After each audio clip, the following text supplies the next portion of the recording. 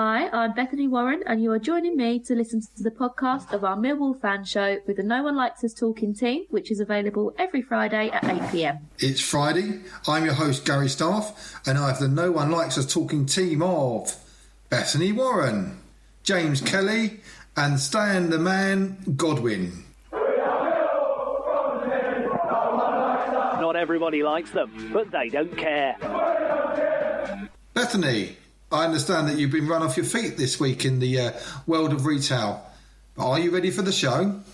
Just about. Just made it home just in time. It's getting busier now. I think where masks are now mandatory, I've noticed that a lot more people are feeling more comfortable going out. So busy, but, ready, and I'm feeling good.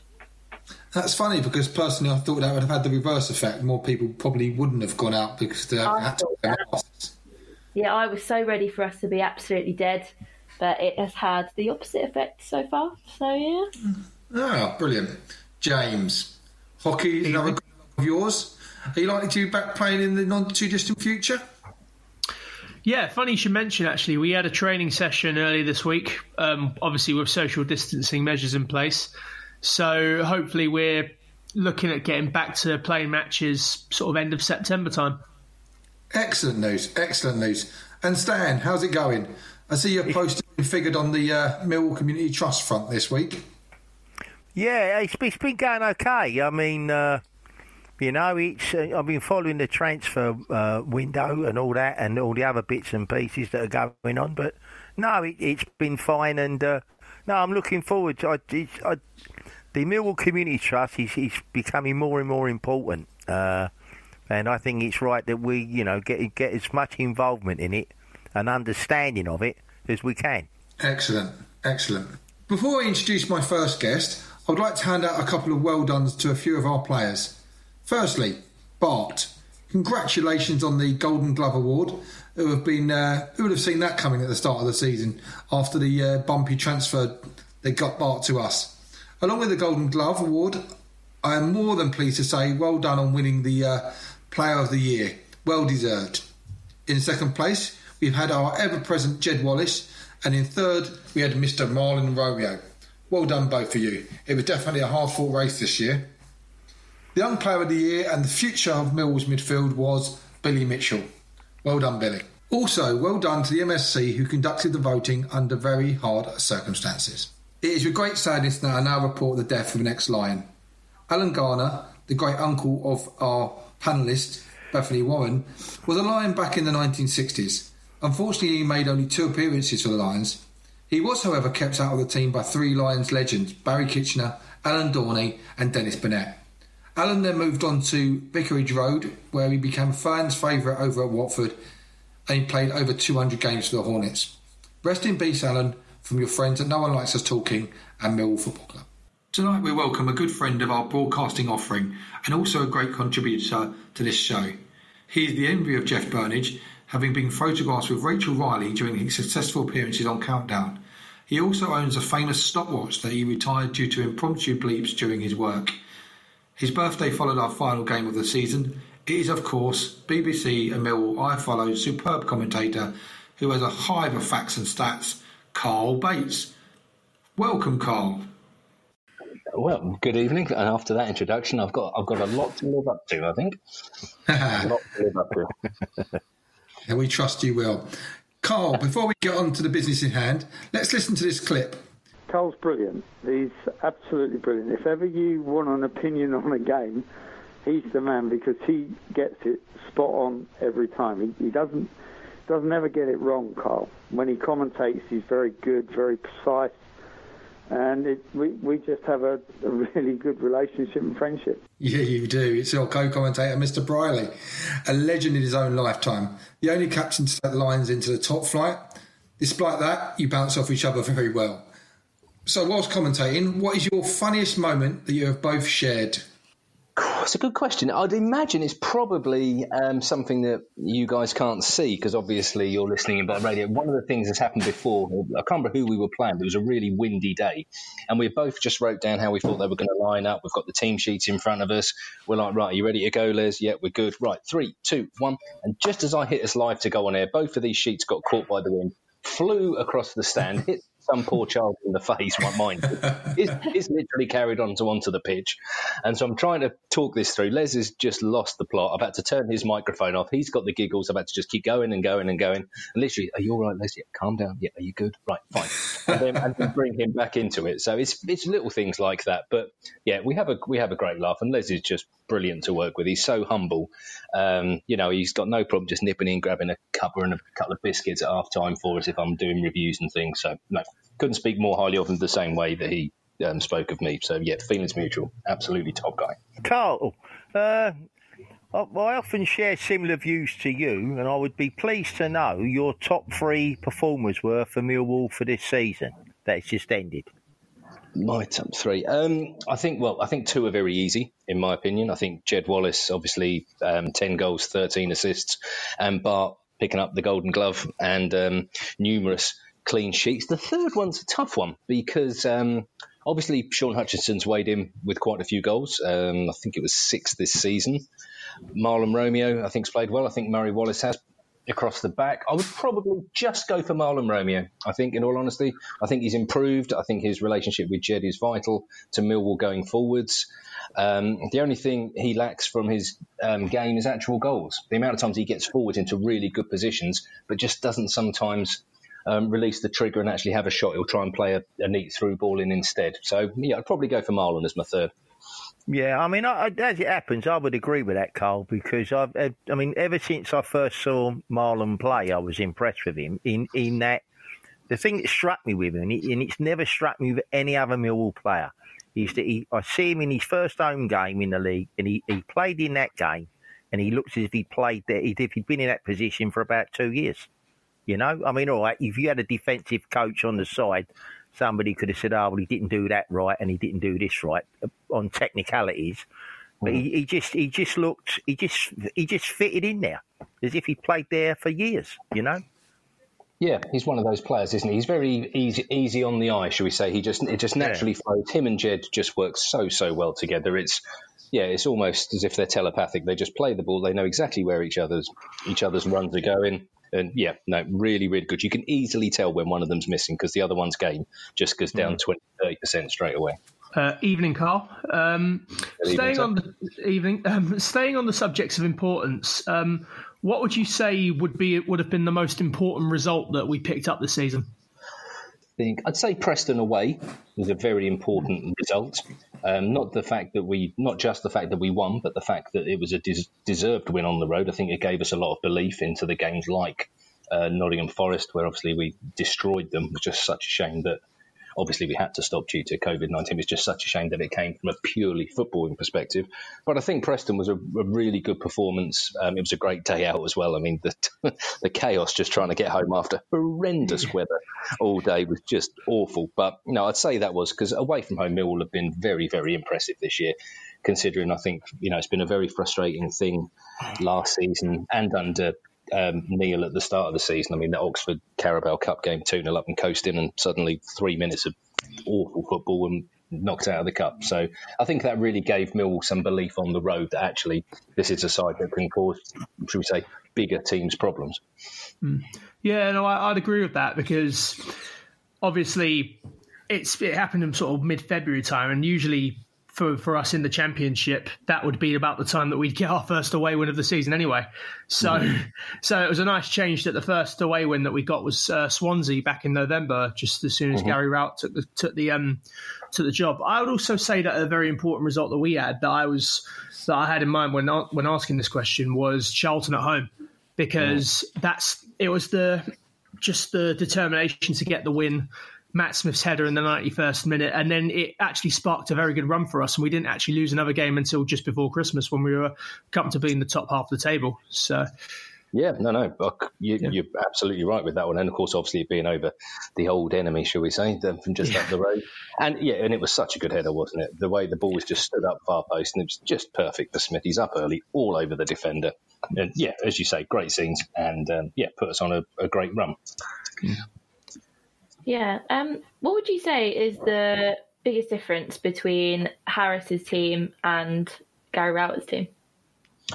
I'd probably go flexibility, I think, in regards to formations. I think with Neil, and again, none of this is being disrespectful to Neil, I think he did an incredible job as manager of Millwall. But with Neil, you'd see the team arrive and you just see who comes in the door and you'd be 90 to 95% sure of what the starting 11 is. And if you know, so does the manager that's up against you. You know it's going to be 4-4-2. You know it's going to be the big target man with man off him. While obviously under Gary, that can easily and quite often had been a 3 at the back. He may just play, for example, a Matt Smith up top or Tom Bradshaw, totally different types of players. He may play with 2 in the middle of midfield, sometimes a 3, very narrow. So it's just that adaptability. It gives Millwall so many different options and obviously causes the opposition problems, as we've seen, especially when Millwall started using that 3 at the back away from home. They became a very solid side, and you had that confidence when they were away that actually it was going to be, if Millwall got ahead, you fancied them to hold on.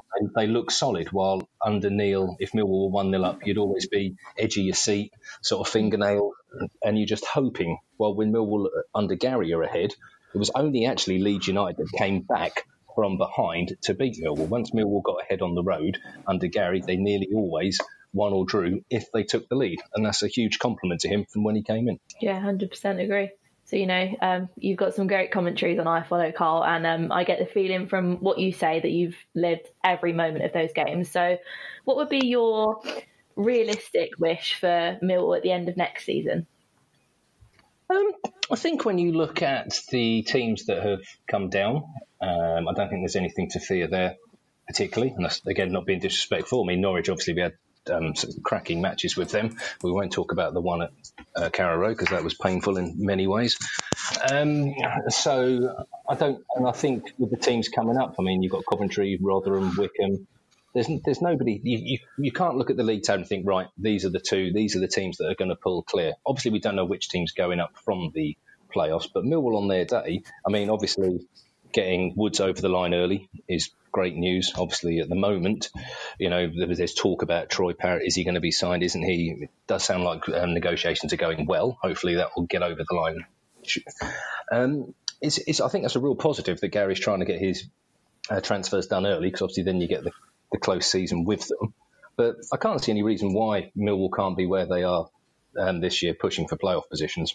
And I think that will be Gary's realistic ambition, and he has every right to be confident. Yeah, Carl, I mean, it's interesting you say that about the Gary getting his signings early, because, I mean, I can remember when Neil Harris was there. I mean, he always took the view, and I can understand it, that, he wanted to start the pre-season training with all the people. I mean, it didn't always work out that way, but all the people he wanted, he had them in situ, so they were never going to sort of play catch up, if you know what I mean.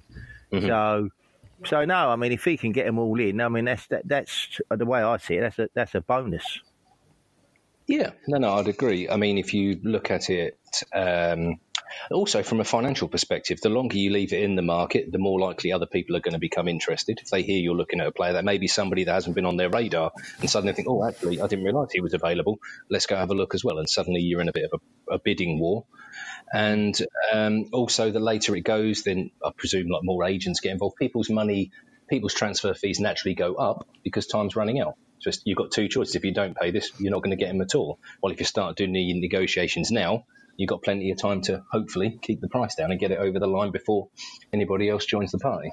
Can I just ask this final question, because it's interesting, because when this COVID thing first started, right, mm-hmm. and football was getting, well, it looked like it was going to be shut down, and then it was, okay.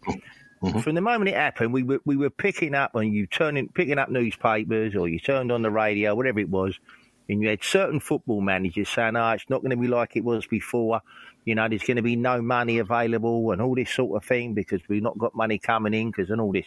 Do you feel that in this, I mean, I know it's just sort of, the season's just ended, but do you envisage that some of these predictions that were being made about what sort of dire straits clubs were going to be in because they didn't have any money is actually going to come alive in this transfer window, if that's the right way of putting it?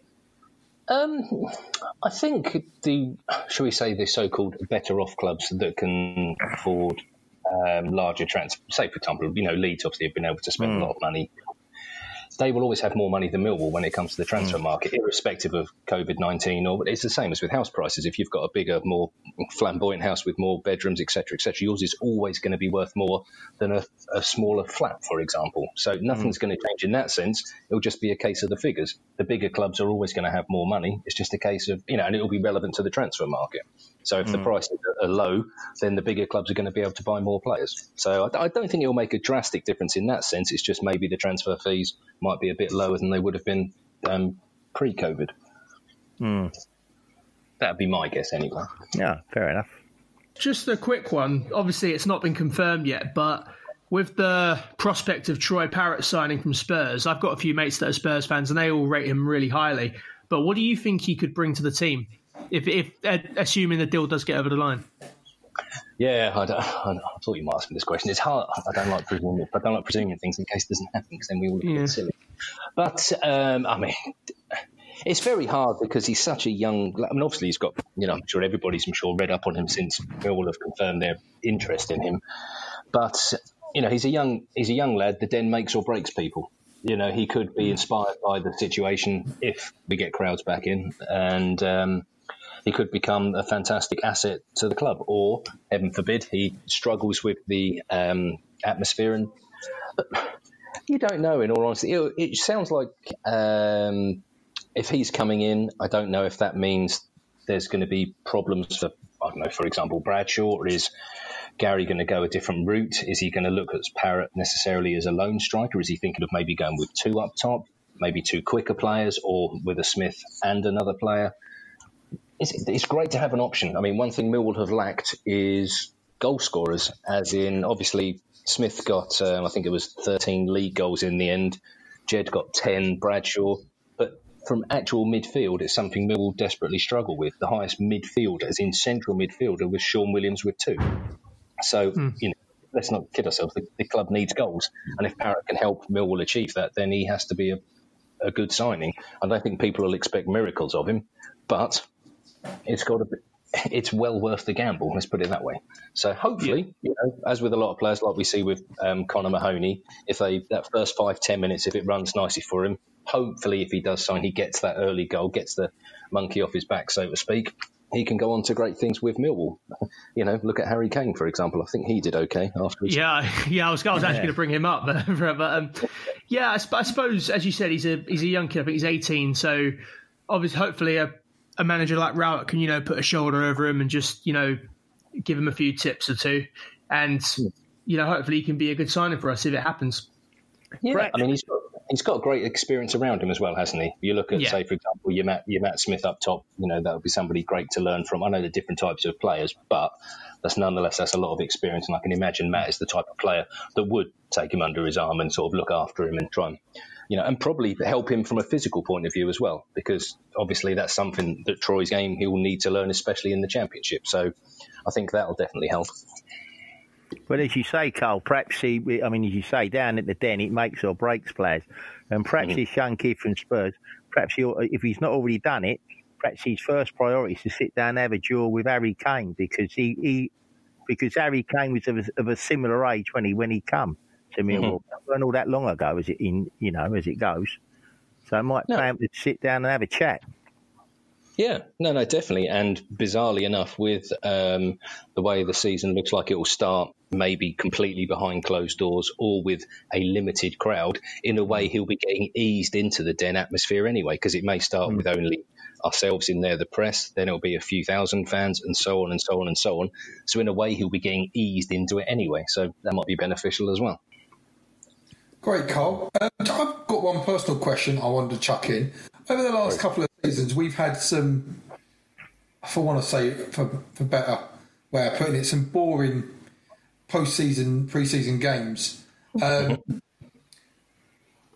Would you think we should maybe have one or two games against Premier League opposition, or maybe from a top German side or whatever? I know we sometimes do play, but they've never been standout games. Do you think we would, with the way that Gary Rowett likes to play, want to put ourselves up against one of these lower league Premier League sides to just test ourselves before the start of the season, rather than the likes of Gillingham, Southend, etc.?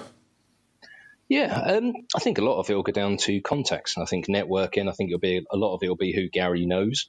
Obviously, Gary's been around the block a bit more than Neil, so he may know a couple of clubs. He may know people within them where he can arrange certain friendlies, because a lot of that will depend also on, Millwall may be asking Premier League clubs, but for whatever reason they may be tied into different sponsorship deals and they may be going here, there and everywhere.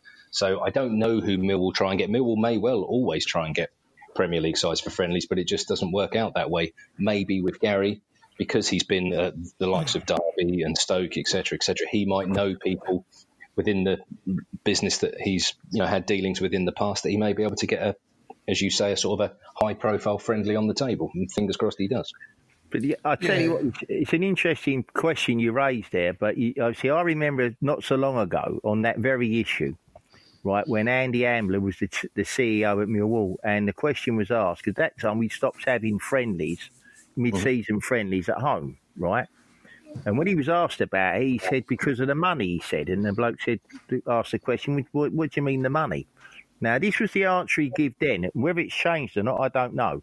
What he said is that during the course of the season, right, the police bill, what you charge in FA Cups and League Cups, it's already, and league games, it's a standard figure.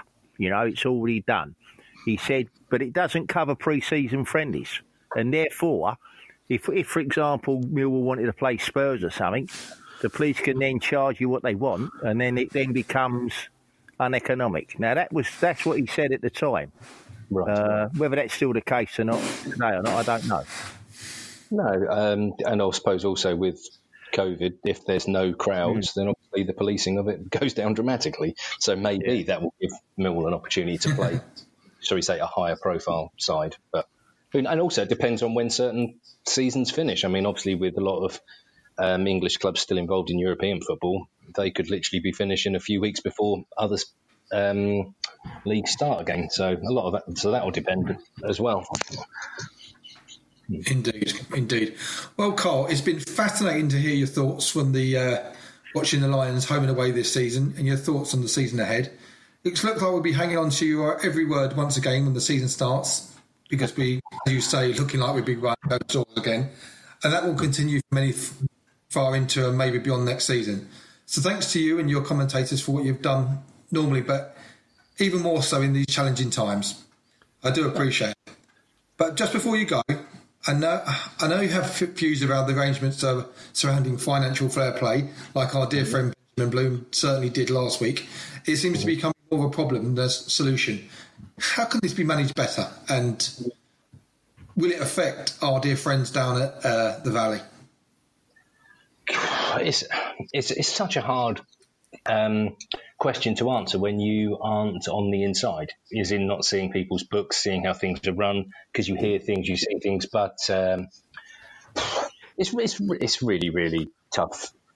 In all honesty, I'm not entirely sure. I mean, if the rules are there, it's the same as anything. You can try and take more notice of ones than others. It's mission impossible. I don't envy the people that have to try and go through everybody else's books and work out, have they done things correctly, haven't they? Well, we need to compare them to this and that to the other. So do you think it might be easier getting everyone back on a fair slate, like for example getting rid of the parachute payments, stuff like that, and making it, if you come down, it's your own fault. You've bought these Premier League players, you should have kept yourself in that division, etc. You don't get the 45 million or whatever it is over the 3 seasons, because that just makes it unfair for the likes of Millwall or Coventry who've just come up, etc., to play against these clubs who just them and us, if you know what I mean.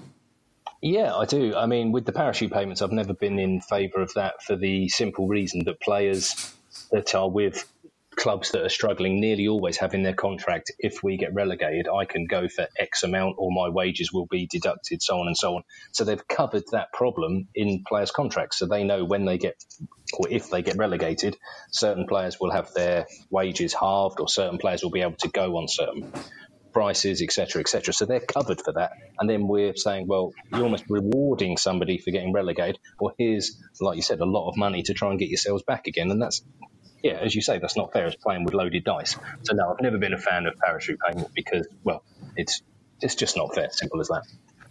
Well, fingers crossed with all the current situation they get stopped very soon. Anyway, thank you so much for joining us tonight, and hopefully we can get you back before next season begins, when transfers and loans will have been completed, to discuss. And we can then discuss the Championship next season and your thoughts on the Lions once again. Yeah, look forward to it, and thanks again for having me on. Pleasure, Cole. Thank you. Right, cheers, Cole. Thanks, Cole. Not a problem. Not a problem. Take care. Right, we'll take a break there. Hey, I'm Kai from Millwall Fan TV. On Millwall Fan TV, I cover pre-match predictions, post-match analysis, and a bit of full-time reaction when we can go to the games.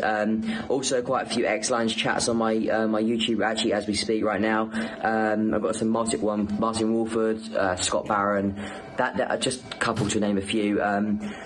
So do it for the love of Millwall. Absolutely love Millwall, and let's hope we can push on next year and make the playoffs. And if you could subscribe to Millwall Fan TV, that'd be absolutely amazing. And hopefully we can follow the journey together. Comedy Lions. I'm Gary Staff, and I'm back with a No One Likes Us talking team of Bethany, James, and Stan the Man. As we turn to our fan in the backroom staff section for the first time this year, in the back room tonight we welcome a young man from Bromley who is absolutely Millwall smitten. So much so that he's established a YouTube channel called Millwall Fan TV and provides previews and reviews along with interviews with players from the past. We, like many, enjoy what he does, and tonight we welcome back Kai Bennett. Hello, thank you for having me. Kai, were you disappointed with the Lions not making the playoffs? Yes, definitely I was. With the QPR game being so tight, really, and the 2 disallowed goals we probably should have had. It stung a little bit. Going into that last day of the season, it'd have been nice to still be in the race, especially with Forest playing so as poorly as they did. And I think we probably could have nicked it, but obviously couldn't quite get the result at Loftus Road, and that was the downfall. Yeah, definitely. So, who are the former players have you enjoyed interviewing the most? To be honest, they've all been brilliant. They're really, really, really nice. The one that probably stands out the most probably was the first one, Scott Barron. Obviously, as the first one, you never really know what to expect. You know the questions you're going to ask. But the way it was done, it was my first one. I was always going to be a little bit probably nervous for it. But a really, really nice man, and he kind of helped my confidence grow and allow me to probably do a few more and feel comfortable in doing it. Kai, how have your previous expectations measured up to what has happened, or have your expectations been undone by our post-lockdown form? I thought we were going to make the playoffs, to be honest. I felt like with the fans we would have made the playoffs. I just felt like the momentum was cut short. Without the lockdown period, I think we definitely would have made the playoffs. We were in really good run of form, and that 3-0 win against Forest would have definitely boosted our confidence. However, when I do the previews on my YouTube before the game, most of the time I'm normally wrong with the result. Always too optimistic, but the kind of looks of things. Nothing wrong with that, Kai. Evening, Kai. So, hello. Hi. So Rowett's indicated that we need 15 more goals than we had this season. Beyond signing a capable striker of getting that number, is there anything else that you feel that we can do?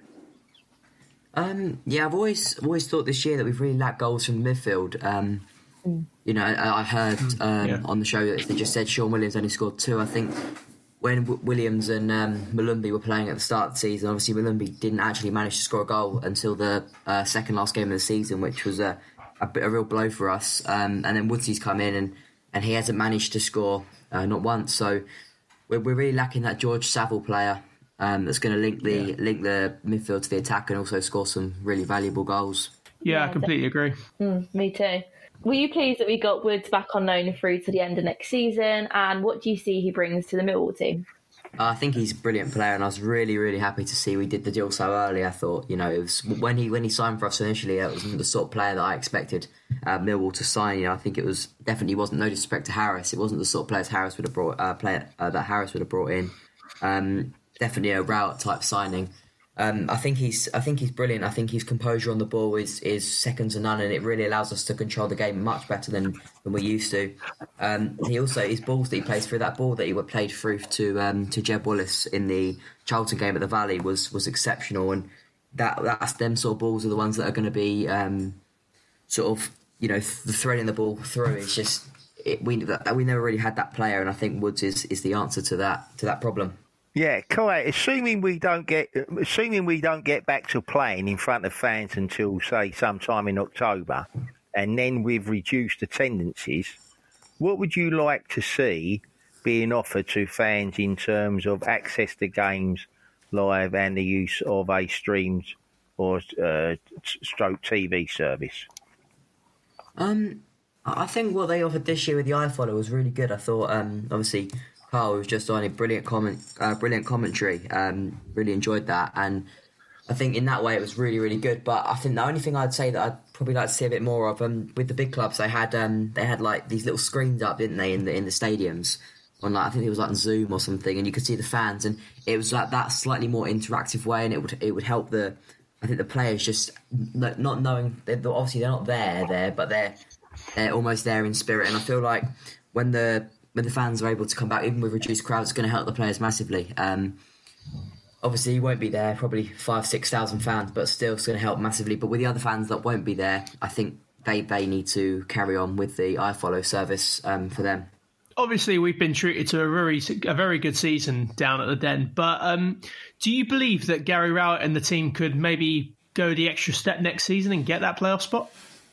I've got every belief. I heard Troy Parrott possibly signing. That'll be a great sign. I know he's probably we don't know too much about him, but he is considered the next Harry Kane, and with Mourinho not having too much faith in him, I think, well, just look at it this way: Bayern Munich tried to sign him in November, I think it was, or February, one of the two. So that just shows the class, how good he is, and I think he could be the missing piece to our jigsaw. But however, I think we need a few more, and we need a as I said, a centre attacking midfielder who's going to link the play a bit more. I think we need another left winger. That's providing that Mason Bennett doesn't sign. But I do believe we can go the extra step next year. I think with Rowett in charge, another 2 to 3 months, I think, we've got a really good chance. Yeah, I completely agree. Well, Kai, thanks again for your excellent knowledge on Millwall. I look forward to seeing what you are going to add to your Millwall Fan TV next season. You must come back when the season starts to share your thoughts with us. Many thanks for joining us again, Kai, and keep up the great work. Thank you very much. It's been a pleasure coming on. Right, cheers, Kai. Thanks, Kai. Take care. Thank you. See you later. Bye.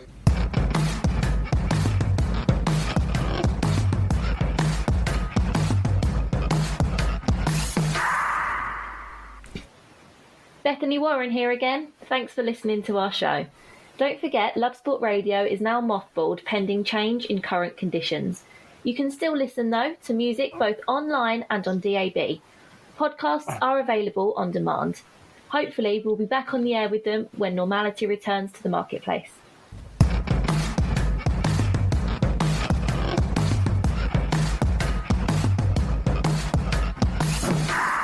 I'm Gary Staff, and I'm back here with the No One Likes Us Talking team of Stan, James and Bethany. We welcome a good friend of the show now, whose contributions are well appreciated by our listeners and ourselves. Born in Dublin, he joined Millwall's youth system before signing a professional contract in March 2000. He made his first team debut on the 19th of March 2002 against Sheffield United. He was known for being a tough tackling, formidable opponent who took no prisoners. He was sent off a record 10 times, I'm sure you won't remind you of that, Alan, for the Lions, and also received a significant amount of yellow cards in his time at the Den. At the end of the 2009-2010 season, he was awarded the Player of the Year. He also captained the side, as was Kenny Jackett's belief that he would. He was released by Millwall at the end of the 2014-2015 season after 22 years at the club. That's not bad going, Alan. Some record that. Our longest serving Irishman ever. After leaving us, he had a short stint over at Leyton Orient before joining national side Bromley in January 2017. He remains at Bromley as a player coach to this day. Welcome, Alan. Good evening. Good evening, Alan. Good evening, Alan. Alan, the last time you were on the show, you were concentrating on videos of potential recruiting targets for the Lillywhites or is it the Ravens? How has that gone? Have you got your targets lined up as yet? And are Bromley all set for the new season? Yeah, I think they used to be the Lillywhites. I think now they've changed their name to the Ravens, so I'm told. We're currently the Ravens. Yeah, it's been a busy 3 months. I mean, not a lot of movement has gone on in the 3 months, but a lot of talk, a lot of homework, a lot of agents, a lot of players talking and trying to find out different bits. Speaking to some League One and League Two players, been outbid on a couple of them clubs, for sure, and them players. But we've still got 10 players from last season, 10 core players who we've got who are good players, and we're just trying to add 4 or 5 of the right sort of players, not the players that just want to come for a payday. That has to be the right player that fits the club and the vision of the club. And we're close to a couple at the moment, but we haven't done any business as yet.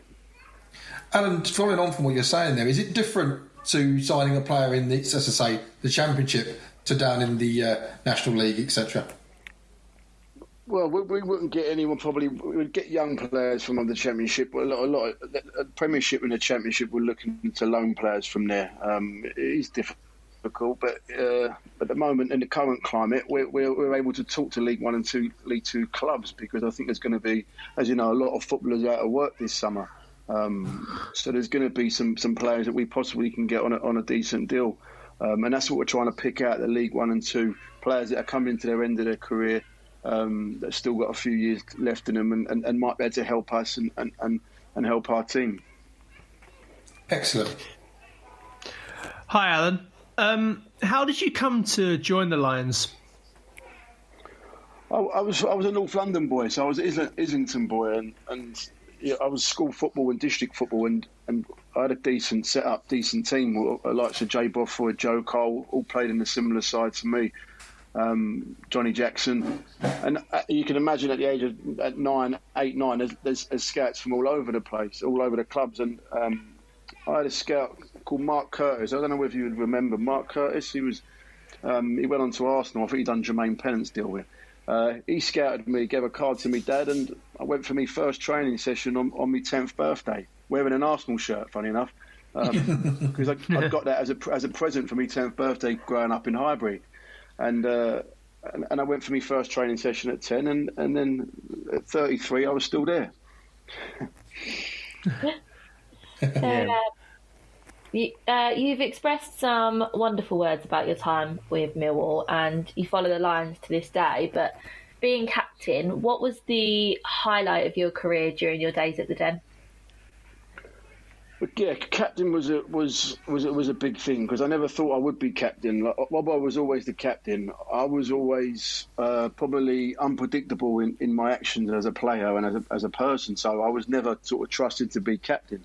It was always Robbo captain and I was just a player. But as he left and he went on, then I sort of matured and I was given that trust and a big highlight of mine. But I think testimonial was a big one. I think when you go in your first session when you're 10 or when you go YTS or a schoolboy and you never think to 10 years at a club's an awful long time and to be given that and the days is there to be given to you was a special occasion for me, being there with my family and being honoured a testimonial.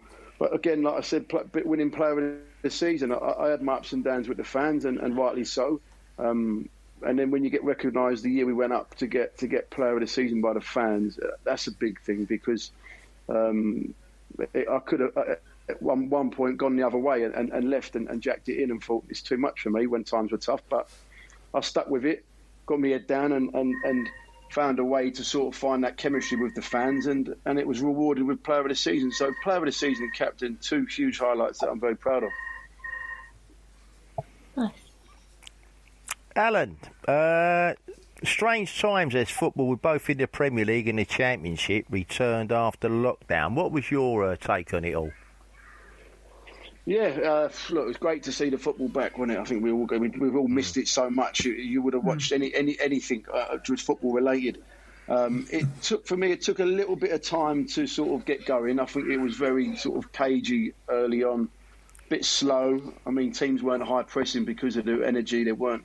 It was a bit testimonial, wasn't it, at some games early on, until we sort of got back into that groove, and teams started to adapt then, and the football got better. But definitely early on, the football was slow, and it was a little bit sort of, like I said, testimonial. What have you made of our form pre and post lockdown under Gary Rowett? Yeah, like, going back to my last point, it was a slow start, I think, wasn't it? It was the first game. Was it Derby? Was the first game? Am I right? It was, yeah. Yeah. Yeah, you are. It was a bit of a slow start. I think Derby, a draw at Barnsley, Swansea, but obviously it picked up as the games went on. I think missing the crowd early on was a big factor for Millwall to adjust to that, because as players at Millwall, the crowd's a huge weapon for us to have. And I think Millwall's start was quite slow until they got the Charlton win, and that was a big win for them. But obviously the 3 out of 4 wins from the last 4 games, Hull away, Blackburn at home, and obviously Huddersfield, just very close. But I feel, very close and very unlucky not to have just done that little bit more. I think you'd look back at the possibly QPR maybe could have done better, and obviously the Derby game, had we had a full house there, we might have, vital points might have got us into that top 6. Yeah. Gary Rowett's made it no secret that we need to score more goals, and obviously we appear to be looking for a striker with a few names. Obviously Rowett staying tight-lipped on the matter. What striker do you reckon we need to complement the ones that we currently have?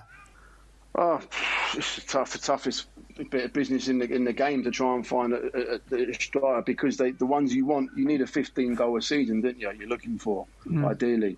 But they come at a huge cost, and especially in the Championship. I mean, you either take a gamble on someone from the league below and hope they do it, like we did with Gregory, but then that took time for that to happen. Or you go and pay for someone that's going to cost you. The demand for that sort of price, what they want, is a lot of money. It might be out of Millwall's reach. So I think Millwall got to do their homework, and I'd like to see the English sort of Chris Wood, sort of Danny Ings sort of player, or Danny Ings sort of player certainly, and then or someone like a Chris Woods sort of player would suit Millwall. Do you know that sort of player, that Danny Ings, Chris Woods sort of bit of height, but they can hit it and can finish in and around the box. But he's got his work cut out, Rowlett. But I'm sure that the recruitment's been good at Millwall, and I'm sure they'll find the right person to suit the club and to help them with the goals.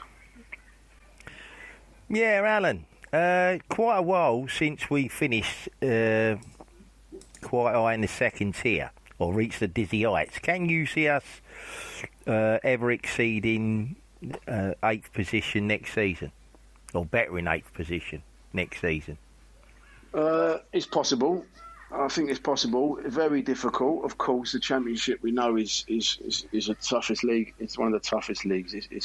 We have to be realistic and think if Millwall finish 8th, it's a very good season. That one season we might get a chance to get in the top 6 might happen. It is possible, but on the flip side of that, in football it can go the other way a little bit. We finished there with Kenny one year, we finished 8th, 9th. Following year we struggled. Every season different, and you've got to recruit again. But look, Rowlett might need time to build his own team and build his own squad there, so that could take time of getting his own players in and gelling that. But like you said, it's possible with Millwall. Nothing surprises me at Millwall. It's never easy. It's always done it the hard way, as we say. But it's possible. It's possible. You need to get off to a good start. Bartosz Białkowski became the first Polish Millwall national to be named Player of the Season, with Jed Wallace being the runner-up and Marlon Romeo in third. Was that about right in your mind?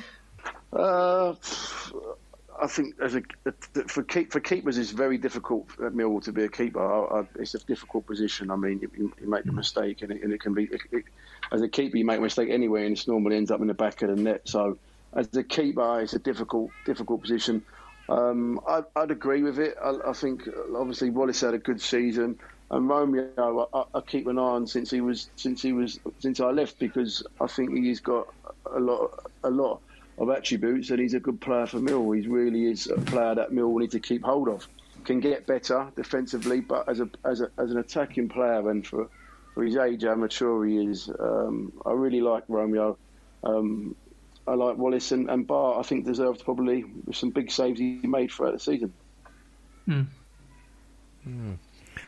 Alan, Aidan O'Brien, as you know, he was on the show last week and he'd left Millwall, and 7 days later we find out today that he's gone and joined Sunderland. How do you reckon that move will work out for him?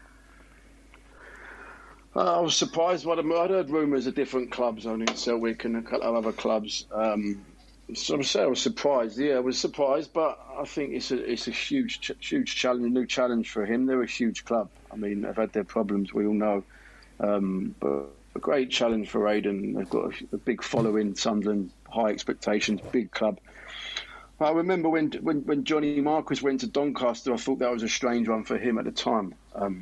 And it was the right move for John. He managed to get some games under his belt, play every week. He started scoring goals. And then John got his move to Portsmouth, and now he's recognised as one of the top League One strikers. So I think Aidan needs that consistency of games to play every week. Get back to that, because that's ideally what you get paid for, playing every week. And if he gets his head down a bit like John, and he can get himself back on track again. But a great lad, Aidan, come from the same area as me in North London, had to sort of grow up fighting for everything he got. Nothing was given to him.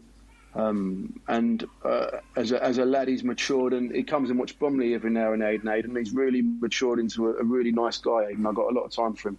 So not getting capped for Ireland was something that passed you by. I definitely thought that you should have, and I know from reading your book that it was something that you'd wished for. Your former teammate Aidan did make it, and he scored on his debut. He was with us last week, and he spoke about his joy of scoring for his country, but then also he spoke of the hurt of having to leave the Den as his contract wasn't renewed, and this is the same situation that you were in. So how did you cope with having to leave the club that you've loved for so many years? Yeah, look, congratulations for Aidan for his Ireland cap. Something that I said I wish I'd got just one cap, and it was very difficult for me. I played a lot of championship games. I never got a cap, but I had players like John O'Shea in front of me, and Seamus Coleman and Kelly, and players like that who were very difficult, and they never seemed to get injured, so it was difficult for me. But congrats to Aidan. As for not having your contract renewed, it was a horrible feeling. I never thought it would happen to me. I thought I would have been there till I retire. I mean, I played 42 games that season. I had no indication that my contract wouldn't be renegotiated. If anything, I thought I would be there the following year. It was an horrible experience, but looking back on it, it's probably the right decision. I mean, I was at the back end of my career, and being told that you're not going to have your contract, it broke my heart. I remember my kids crying. It was a difficult situation, and I had to pick myself up from there. And but I knew in my head that I was sort of on the back end of my career, and my next move wouldn't be higher, or it would be dropping down the leagues, and planning for my next chapter, which is coaching. And I've been fortunate to have gone to a Mill, to a Leyton Orient, to a Bromley, into a coaching role. So at 31, 32, it was a difficult time, and I do miss it. I missed when I left. It was hard to adapt at Orient with everyday training and somewhere different, and going for the Blackwall Tunnel. I just didn't enjoy it. But I still go back to Mill now, and I still meet the same people and the same smiling faces, and they shake my hand, and the respect I get when I go back there, and with the fans and the staff and the kitchen staff and everyone there, and it just makes me feel like so happy when I go back there the club that I love and I will always love. And as my dad always said to me when I left, that it wasn't a divorce, it was only a separation. Good point. Yeah. So obviously we saw that Aidan O'Brien's joined Sunderland now. What were your memories of him both as a teammate and a player that you watched after you left the Den? Yeah, Aidan, like I said, he grew up in a similar place to me, from similar upbringing in North London, and he was a bit similar to me. No one sort of understood him when he first come in. Bit scruffy, spotty, one of them lads. But I watched Aidan as a senior player grow and develop, and I mean, he worked for everything he's got, and I used to see him in the gym with the other youth team boys. And it's not easy when he was a quiet lad at first, and to come through that, like I did it. Me and Robbo come through a load of lads who were there. It takes hard work, and I think credit to Aidan for coming through that. His ability was always there, and he has great finishing ability. But he grafted for everything he got, Aidan, and he fully deserves his move. I wish him well on it. I hope he thrives on the challenge of playing for Sunderland. I'm sure he'll miss it. He'll miss Millwall. But like I said with Johnny Margaret, sometimes we all need a change sometimes, and it might just get him some consistency in games. But good lad, like I said, he comes to watch Bromley. He supports Bromley when he was not at Mill games, which I thought was good of him. And he's a good, honest lad, and I think he'll be missed at Mill, but he needs to go and play some regular football. Great to hear. Well, Alan, thanks for coming on the show again and sharing your thoughts with us. But before you go, I personally want to ask you one question. Towards the end of the first season, I believe it was under Mr. Ian Holloway, we say it very quietly. I believe there was a dressing room incident where you stepped up and changed the way we were thinking about things and got into a few of the players. What did you actually say, if you can say it on air? But it just showed your passion again, didn't it, Alan? Yeah, it was. Look, I've been known to be losing my head a couple of times here and there. It's just part of things that happen in change rooms that people won't see. And it was a time where we had, I think, 8 games left, and we looked like I think we had Middlesbrough away on a Saturday, and it was going to be. I mean, we just come off the back of a loss, and it was a difficult time, and I didn't want to go down, and it was like players were there who were just picking up their money, and it was a laugh and joke on the Friday, and I weren't in the side on the Saturday, so this is on the Friday, and so the Rezzies play the first team, while the boys who are not selected play the first team on a Friday, and we beat them 6-0. So obviously Holloway came in. Holloway wasn't happy that the team who were playing on the Saturday got beaten by the boys who were not selected 6-0 in an 8-a-side game of football.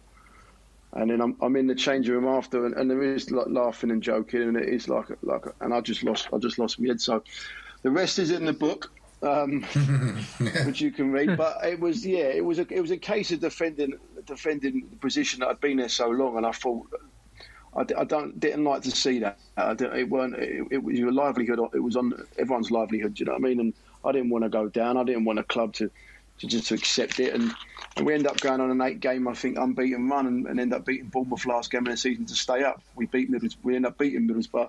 We drew at QPR, beat some big teams, and we stayed up. And I played every game, and that sort of highlighted the sort of passion that comes from that change room. Sometimes that's needed. You need a head in there sometimes that just goes in and just roughs it up and says it how it is, because and you fall out with people, and I wasn't afraid to say that, and I think it's since then I think a few people have got little snippets of it, but it was generally that was basically the nice version of it, the under 18 version of it. Cheers, Alan. And I do feel maybe what you did there maybe got rid of a few journeymen, and a few people in the club realised what we need down Millwall. We don't need journeymen coming in for their last payday. We need people like, let's say, if we can get this Troy Parrott or people like Jed or whatever coming into the club and showing the passion they want to play for a club rather than just collect a bit of wages, sit on your arse on a Sunday afternoon and have a laugh. But we want players that are going to play for the crowd, and you know what the fans are like down Millwall. That's why you did what you did, Alan. Yeah, I agree, and the fans can sense them players out very quickly. So I think when you pay your money or you're a fan, the one thing you want is an honesty and an honest player who like I said, players like me, Robbo, Tony Craig, and the players from that era, we were never the greatest football players, and we'd all admit that. But what we did have was a sort of Millwall heart, big heart, big. And we'd run through a brick wall. We'd give blood, sweat, and tears for the club, and I think that's how we sustained such a long period of time at the club. The players who don't, they get sent very quickly, and you just don't want to end up signing a player like that, because it can be frustrating, because they can be just coming, just taking money that sometimes is undeserved. Indeed. Fantastic, Alan. You'll have to come back on and join us again soon when the Championship's back up and running again in September. Brilliant, guys. Loved it. Thank you very much. Loved it. Brilliant. Thanks, Alan. Cheers, Thanks, Alan. All the best with Bromley, Alan. Cheers, guys. Good luck.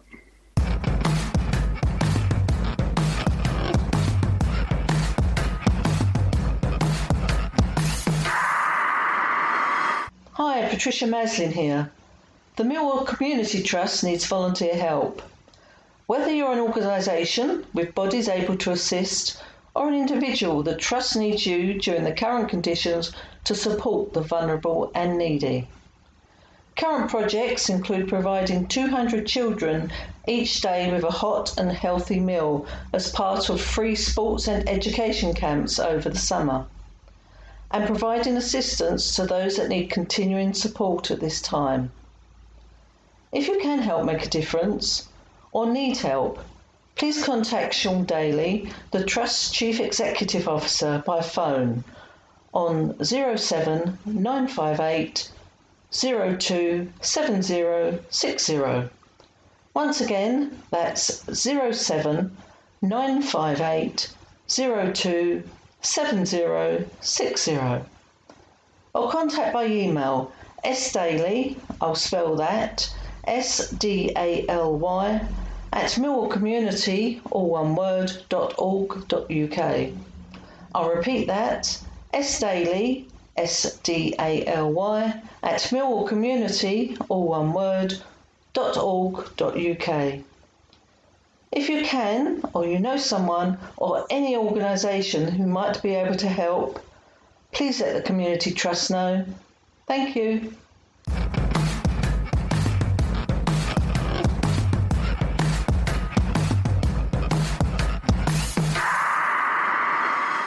People continue to lose their lives to this dreadful virus, and many remain hospitalised too. Our thoughts go out to their families, friends, and those that care for them. It will be Patricia, George and Ted who will be with you next Friday, when Eamon will be back as host. Hopefully they will be well behaved for you, Eamon. And it's good night from me. A new interview special with former Millwall board member, former chairman for both the Lions and Lionesses, and a panel member of the show, Jeff Burnage, tells the stories behind some of the most famous players from the past 45 years. Part 1 will be released on Tuesday on our Facebook and Twitter sites, and will be available on our Millwall No One Likes Us Talking site on Spreaker.com. More stories from Millwall's rich history. That's good night from me. I'm not going to ask you to tune in to Carl Bates on Millwall iFollow until next season, but in the meantime, if you have any queries, you need to know something from the club, please get in touch with Shona Groves, the Millwall Supporter Liaison Officer. In particular, Shona will help you with any questions relating to purchase season tickets for 2020 to 2021. Please note that the sale of these tickets is currently suspended. You can contact Shona by emailing slo@millwallplc.com or on Twitter @millwallslo. But for now, that's good night from me. Lastly, let's not forget to keep it safe on the streets out there, which means social distancing and a face mask when going into those shops. That's it from me, Gareth Staff. Thanks, Bethany, James and Stan. And until next time, good night.